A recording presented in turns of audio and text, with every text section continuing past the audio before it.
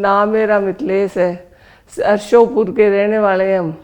और मेरे पैरों में 10 साल से काफ़ी तकलीफ़ थी। घर वाले भी काफ़ी परेशान थे। उठने में, बैठने में, सोने में, सब बात में बहुत ज़्यादा दिक्कत थी।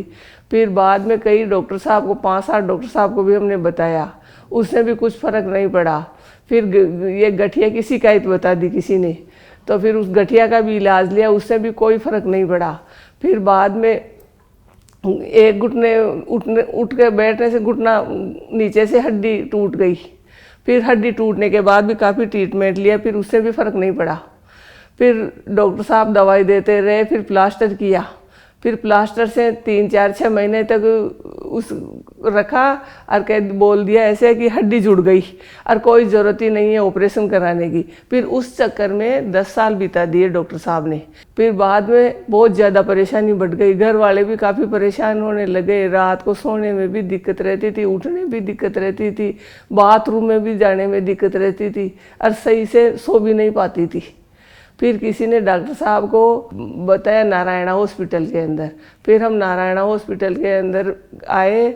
लकीली इनकी फैमिली में मैंने इनकी मतलब कज़िन जेठानी मान लें, जो लगभग 120 किलो की थी, मिथिलेश जी की, उनका मैंने सर्जरी किया था और वो बहुत ही सफल रहा था, जिससे इनको बूस्ट मिला कि जब उनका हो सकता है तो इनका भी हो सकता है। फिर डॉक्टर साहब को सप्ताह भर हमने दवाई ली, इंजेक्शन लगवाई और फिर बाद में डॉक्टर साहब ने 2023 के अंदर 3 मई को एक पैर का ऑपरेशन किया और दूसरा पैर का 26 जून को किया फिर ऑपरेशन। इनका सर्जरी भी कुछ डिफरेंट था।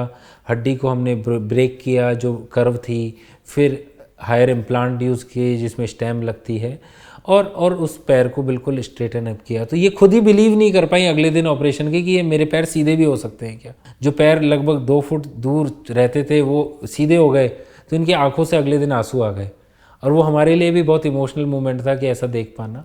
एक तरह से नया जीवन मिला है और 1.5-2 महीने के अंदर हम चलने फिरने लग गए। आराम से चलने फिर लेते हैं, घूम लेते हैं, हम हमारा काम कर लेते हैं, किसी तरह की तकलीफ नहीं है और सब बात अच्छी है।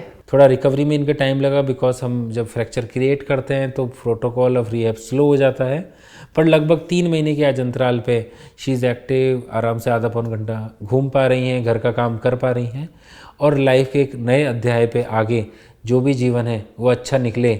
इसी आशा से हम चाहेंगे कि हर पेशेंट ऐसे मोटिवेट रहे और दर्द रहित जो जीवन है, जो हमारी मुहिम हम चाहते हैं कि हर पर्सन दर्द रहित रहे, उसी को आगे बढ़ाएं।